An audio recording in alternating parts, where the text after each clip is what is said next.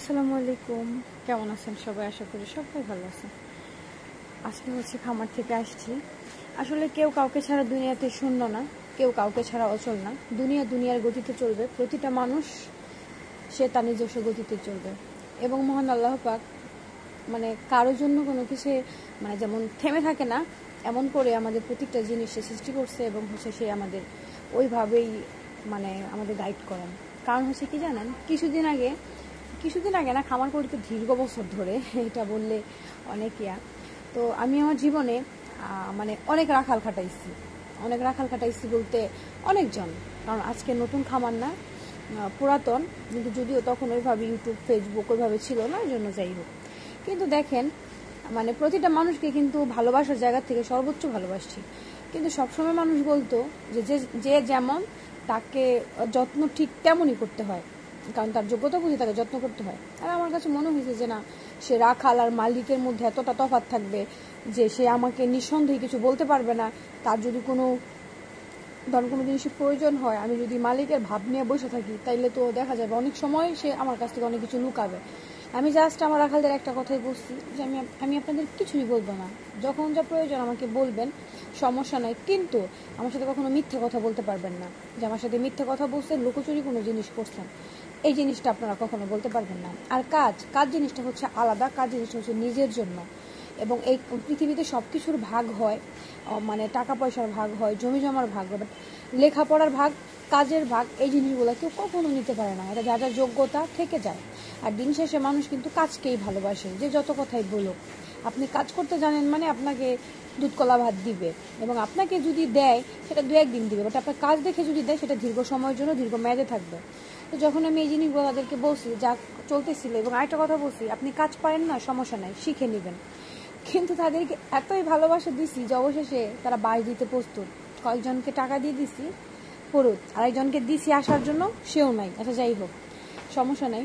তো এই যে দেখেন, আসলে মানুষের সাথে মানুষের মনের যদি মিল না হয়, সেখানে কোনো দিন কোনো কিছু সম্ভব না। কারণ বাহ্যিক দেখে যদি কোনো কিছু আপনি করেন, সেটা হচ্ছে আপনার ভুল ধারণা। মানুষের মনের সাথে আগে মন মিলতে হবে, তারপরে দুনিয়াতে সব সম্ভব। প্রেম ভালোবাসা বলেন, সংসার জীবন বলেন, মন হচ্ছে মানুষের সবচেয়ে মানে বড় একটা প্রাপ্তি, বড় একটা অর্জন, বড় একটা জিনিস। এটা সবার মাঝে থাকে না। যেমন আমার খামার নতুন একজন মানুষ আছে, সে নতুন না, দীর্ঘ এর আগেও হচ্ছে আমার খামারে তার সাথে 1 বছরে চুক্তিবদ্ধ করে কাজ করছি। তার সাথে গরুগুলোর সাথে আত্মার টান, আমি কখনো কিছু বলে দিই না। হ্যাঁ, কিছুদিন আগেও যেমন গরুর চেহারা দেখলে বুঝতে পারছেন, এখন গরুর চেহারা দেখলে বুঝতে পারবেন কতটা চকচকেও। কারণ আমি আমার গরুকে সর্বোচ্চ পরিমাণ খাবার দেওয়ার চেষ্টা করি, এবং সর্বোচ্চ চেষ্টা করি যে জিনিসগুলো প্রয়োজন সেগুলো দেওয়ার জন্য। এবং দেখেন, এক নজরে এই যে দেখেন কতই, আর কিছু আছে তবু মুখ ফুটে কিছু বলি নাই, যে সমস্যা নাই, কাজ করতেছে করুক, ঘাস ফালাই দিচ্ছে, করতেছে করুক, সময় ঠিক হয়ে যাবে।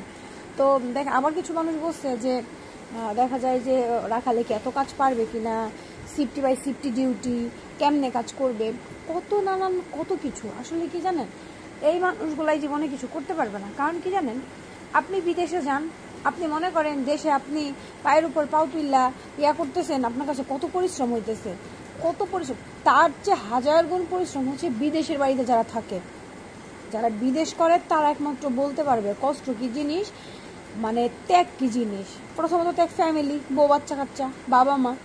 দ্বিতীয়ত হচ্ছে বাংলাদেশ। তৃতীয়ত হচ্ছে কি বলবো, চাওয়া পাওয়া, দৈনন্দিনের জীবন, সব কিছু ত্যাগ করে বিদেশ চলে গেছে। যেমন আমার নিজস্ব একজন লোক, আমার ভাই লাগে, সে হচ্ছে তার টাকা পয়সা আছে মোটামুটি ভালোই, এবং বাড়িতে বাবার জমি জমাও আছে ভালোই। আজকে সে দেশের বাইরে চলে গেছে, আবার দেশে ছিল আবার চলে গেছে। মানুষে বলবে যে সে 90,000 টাকা করে বেতন পায়, কিন্তু এই দেশে যে দেখে রাজমিস্ত্রির কাজ করতেছে। বুঝেন কথাটা, রাজমিস্ত্রির কাজ করতেছে। তাইলে সে রাজমিস্ত্রির কাজ করতেছে, দেশ থেকে তো মানুষ বলবে সে বিদেশ করতেছে। বাট আপনি একটা বার তার খোঁজ নিয়ে দেখেন না, বলবেন যে সে বিদেশ করে তো এত টাকা কামাইতেছে। তার পরিশ্রমটা আগে মাপেন, যে সে কতটা পরিশ্রম করতেছে, কত রোদের মধ্যে। আমাদের বাংলাদেশ আর কি গরম, তার চেয়ে ডাবল গরম নাকি সৌদিতে বর্তমানে চলতেছে। বাহিরে বের হলে নাকি মুখ পুইরা যাবে, এমন একটা অবস্থা। আর আমাদের বাংলাদেশে দেখেন আপনি কি বলবো, চাইলে একটা গাছের ছায়ার নিচে বসতে পারতেছেন, চাইলে একটু ঠান্ডা জিনিস পান করতে পারতেছেন, কত সুবিধা, কত কিছু। তাই না? আল্লাহ আমাদেরকে কত ভালো রাখছে, কিন্তু দিন শেষে কী করি আমরা, মানে আমাদের এটা ভালো লাগে না, কারণ বান্ধা গোড়ারটা ঢাকা সেটা কখনো ভালো লাগে না, হয় না? এমন অনেক কিছুই হয়।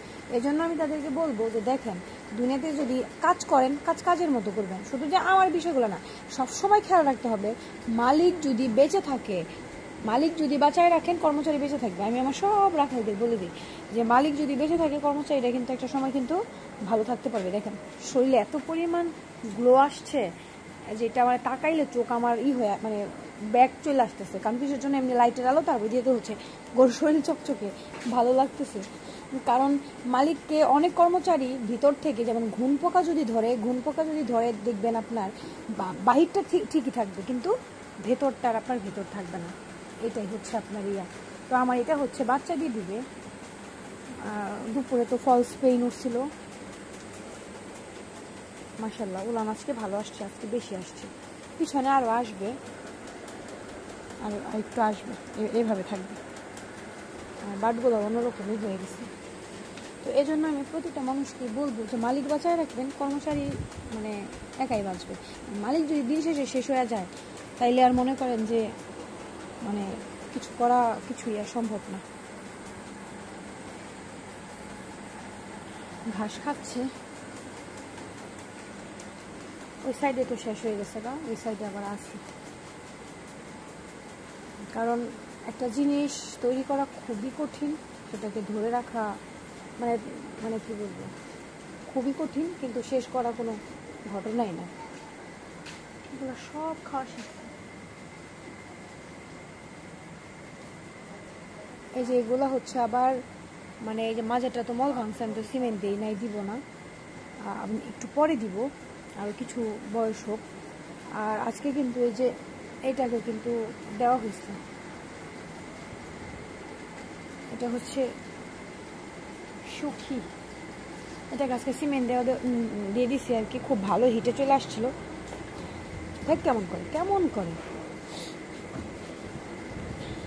ভালো রকমই আসছিলো, জন্য দিয়ে দিছি আর গ্যাপ করি নাই, কারণ একটা খামারের দিন শেষে কিন্তু এই বকনার থেকেই ভালো একটা আসে।